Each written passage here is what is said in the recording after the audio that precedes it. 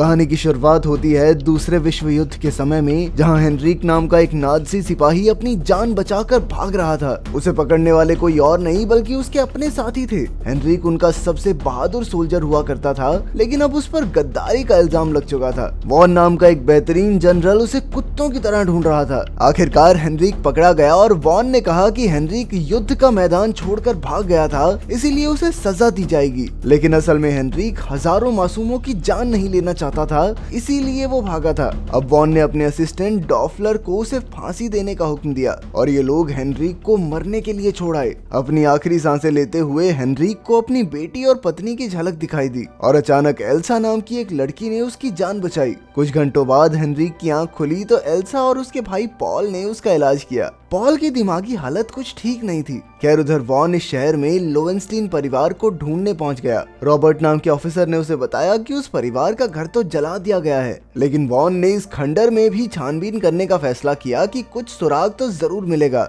पर रॉबर्ट थोड़ा घबराने लगा। असल में वो और उसकी पत्नी सोंजा इस घर के बारे में कुछ जानते थे। उधर हेनरिक ने एल्सा से पूछा कि उसने उसे क्यों बचाया, तो एल्सा ने कहा कि नाज़ी फौजियों ने उसके पिता को मार डाला और इसीलिए वो नाज़ियों से नफरत करती है। आज उसे मौका मिला तो उसने एक आदमी को नाज़ियों से बचा लिया। फिर अगली सुबह वॉन ने शहर के लोगों को लोवेनस्टीन परिवार का घर तोड़ने का हुक्म दिया। तब ये खुलासा होता है कि वॉन लोवेनस्टीन परिवार की कीमती सोने की ईंटें चुराना चाहता था। इधर हेनरिक ने एल्सा का शुक्रिया अदा करते हुए अलविदा कहा। तब एल्सा ने उससे कुछ मदद मांगी, पर हेनरिक ने कहा कि उसे जल्द से जल्द अपनी बेटी को ढूंढना है। असल में उसकी पत्नी और बेटी एक बम धमाके का शिकार हो गए थे, जिसमें उसकी पत्नी की तो मौत हो गई। अब हेनरिक निकलने ही वाला था कि अचानक वहाँ डॉफलर अपने नाज़ी सिपाहियों के साथ आ गया। उसके आदमी खाने के लिए एल्सा की मुर्गियां चुराने लगे तो गुस्से में एल्सा राइफल लेकर बाहर आ गई। उसकी बहादुरी देखकर डॉफलर खुश हुआ और उसके घर में घुस आया। एल्सा ने कहा कि वो अपने भाई के साथ रहती है, मगर डॉफलर को उस पर शक हो गया था। अचानक डॉफलर ने एल्सा का नेकलेस छीन लिया और जब एल्सा ने उस पर हमला किया तो डॉफलर उस पर जबरदस्ती करने लगा।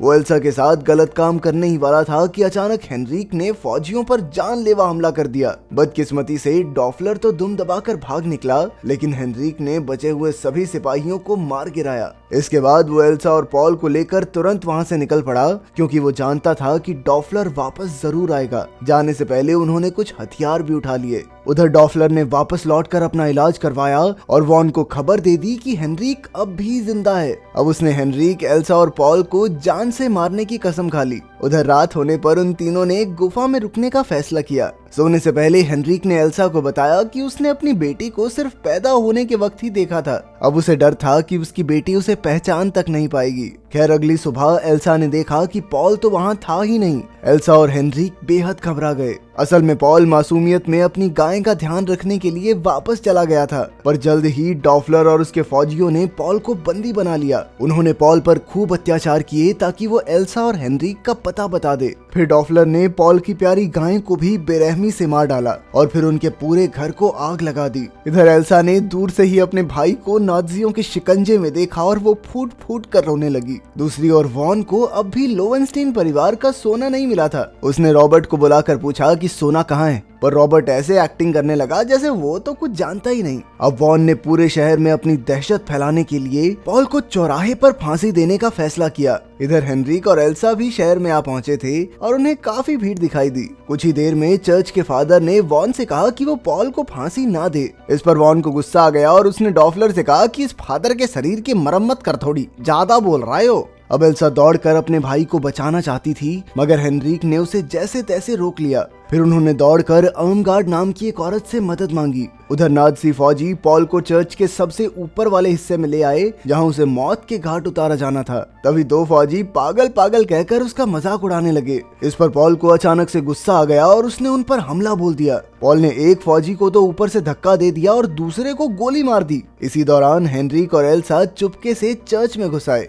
वहीं पॉल आपे से बाहर होकर सब पर अंधाधुंध गोलियां बरसा रहा था, लेकिन फिर वॉन ने उसके सर में गोली दाग कर उसे मार डाला। अपने भाई की खून से सनी लाश देखकर एल्सा का दिल चकनाचूर हो गया, पर ये रोने का समय नहीं था, वरना वॉन उसे ढूंढ लेता। नीचे वॉन ने रॉबर्ट और शहर के लोगों को धमकी देकर कहा कि अगर वो उसे सोने का पता नहीं देंगे तो वो सबको मार डालेगा। तभी अचानक एल्सा ने वॉन पर गोलियां चला दी। हालांकि उसका निशाना चूक गया, मगर वॉन ने उस पर हमला नहीं किया। न जाने कैसे उसे एल्सा से प्यार हो गया था। इधर डॉफलर और बाकी फौजी हेनरिक के पीछे पड़े थे, लेकिन वो ये नहीं जानते थे कि हेनरिक के पास बॉम्ब है। जब वो चारों ओर से घिर गया तो वो सबको एक कोने में ले आया और बम फेंककर बाहर कूद गया, मगर वहाँ भी कई फौजियों ने उसका रास्ता रोका। अंत में डॉफलर आकर उसका गला दबाने लगा, पर अचानक वहाँ एक अमेरिकी जहाज ने हमला कर दिया। इसी मौके का फायदा उठाकर हेनरिक भागकर अर्मगार्ड के घर में छिप गया। हेनरिक बहुत बुरी तरह जख्मी था, इसीलिए अर्मगार्ड ने उसका इलाज किया और अपने घर में पनाह दी। असल में उसे देखकर अर्मगार्ड को अपने बेटे की याद आ गई थी, जो इटली के युद्ध में मारा गया था। कुछ ही देर में फादर भी वहां आ गया और तब हेनरिक ने उससे एल्सा के बारे में पूछा। फादर ने बताया कि एल्सा को गिरफ्तार कर लिया गया है और वॉन यहाँ लोवेंस्टीन परिवार का सोना लूटने आया है। उधर रॉबर्ट रात को छिपकर अपने 2 दोस्तों से मिलने गया। तब ये खुलासा होता है कि वो तीनों सोने का पता जानते थे और अब रॉबर्ट ने वॉन को पूरी जानकारी देने का फैसला किया, क्योंकि वो अपने बच्चे को मरते हुए नहीं देखना चाहता था। पर जैसे ही वो जाने लगा तो अचानक किसी ने उस पर कुल्हाड़ी से हमला कर दिया। उस पर वार करने वाली कोई और नहीं बल्कि उसकी पत्नी सोंजा ही थी। फिर सोंजा ने उन आदमियों के साथ मिलकर रॉबर्ट की लाश ठिकाने लगा दी। दूसरी ओर वॉन एल्सा को अपने साथ डिनर करने ले आया। वॉन ने कहा कि एल्सा बिल्कुल उसकी पिछली प्रेमिका जैसी दिखती है। वो यहूदी थी, इसलिए वॉन ने उसे मार डाला और उसकी दी हुई अंगूठी अपनी आंख में गुदवा ली। अब उसने घुटनों पर बैठकर एल्सा से अपने प्यार का इजहार किया। उधर फादर और अर्मगार्ड हेनरिक को लोवेंस्टीन परिवार के बारे में बता रहे थे। हिटलर ने सभी यहूदियों को मार डालने का हुक्म दिया था, इसलिए रॉबर्ट ने भी लोवेंस्टीन परिवार को जलाकर मार डाला, जबकि उन्होंने आज तक किसी को कोई नुकसान नहीं पहुंचाया था। इसके बाद उनकी सोने की ईंटें रॉबर्ट और सोंजा के हाथ लग गई और उन्होंने सारा सोना एक कब्र में छिपा दिया। खैर, आज रात सोंजा उसी सोने को बाहर निकालने वाली थी, पर वहाँ तो सोना था ही नहीं, बस एक बाइबल रखी थी। और तब पता चला कि फादर ने पहले ही वहाँ से सोना निकालकर चर्च में छिपा दिया था। अब हेनरिक ने फादर से गुजारिश की कि वो सोना वॉन को दे दे ताकि वो एल्सा की जान बचा सकें। उधर वॉन के सो जाने के बाद एल्सा कमरे से भागने वाली थी। तभी उसे वॉन की उंगली में एक अंगूठी दिखाई दी। उसने देखा कि उसमें एक अजीबोगरीब गोली छिपी हुई थी। जैसे ही एल्सा ने वो गोली निकाली तो अचानक वॉन की आंख खुल गई। उसे शक ना हो इसीलिए एल्सा उसे चूमने के लिए आगे बढ़ी। इस तरह उसने अपने मुंह से वो गोली वॉन के मुंह में डाली और उसके जबड़े पर मुक्का दे मारा। असल में उस गोली में खतरनाक जहर था, जिससे वॉन की मौके पर ही मौत हो गई। दूसरी ओर सोंजा और उसके साथियों ने फादर को ढूंढ निकाला और उस पर कुल्हाड़ी से हमला कर दिया। इधर हेनरिक ने डॉफलर के घर जाकर कहा कि अगर वो एल्सा को रिहा कर देगा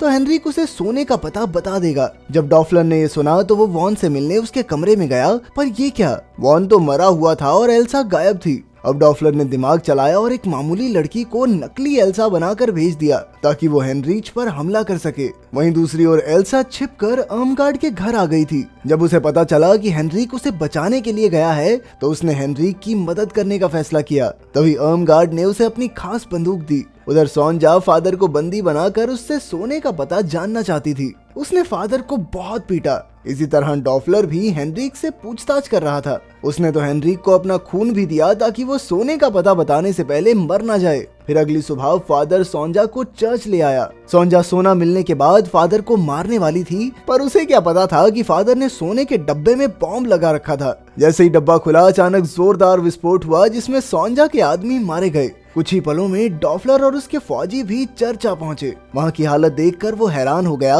लेकिन खुशी की बात ये थी कि सोने की ईंटें अब भी सलामत थी। अब डॉफलर ने फादर को गोली मार दी और अपने फौजियों को सोना चुराने का हुक्म दिया। पर तभी एल्सा आरपीजी राइफल लेकर चर्च के बाहर आ पहुंची। उसने धमाके से चर्च की काफी दीवारें गिराई और बाहर का रास्ता बंद हो गया। फिर अर्मगार्ड खुफिया रास्ते से अंदर आई और उसने काफी फौजियों को मार डाला। फिर उसने डॉफलर के पेट में चाकू घोंप दिया, पर अचानक किसी ने अर्मगार्ड को गोली मार दी। इससे एल्सा को बहुत गुस्सा आया और उसने अंधाधुंध फायरिंग शुरू कर दी। पर जैसे तैसे डॉफलर उठ खड़ा हुआ और एल्सा को बुरी तरह पीटने लगा। खैर, ऐन वक्त पर हेनरिक ने पीछे से डॉफलर पर हमला करके उसका काम तमाम कर दिया। इसके बाद हेनरिक और एल्सा चर्च से बाहर आ गए, पर अब भी अंदर एक फौजी जिंदा था। उसने उठकर सारा सोना हड़पने की कोशिश की, पर अचानक सोंजा ने उसे गोली मार दी। असल में वो भी जिंदा बच गई थी। फिर वो सारा सोना चुराकर शहर से फरार हो गई, पर ज्यादा दूर जा नहीं सकी क्योंकि अचानक अमेरिकी फौजियों ने उस पर टैंक शेल्स से हमला करके उसके चीथड़े उड़ा दिए। आखिरकार हेनरिक एल्सा के साथ हैगन शहर पहुंचा और इतने सालों बाद अपनी बेटी से मिला। उससे मिलकर हेनरिक को बेहद खुशी हुई और उसने हमेशा उसके साथ रहने का वादा किया। अब एल्सा, हेनरिक और उसकी बेटी ही एक दूसरे का परिवार थे। अगर वीडियो पसंद आई तो लाइक कर देना, चैनल को सब्सक्राइब कर देना। मिलते हैं अगली वीडियो में।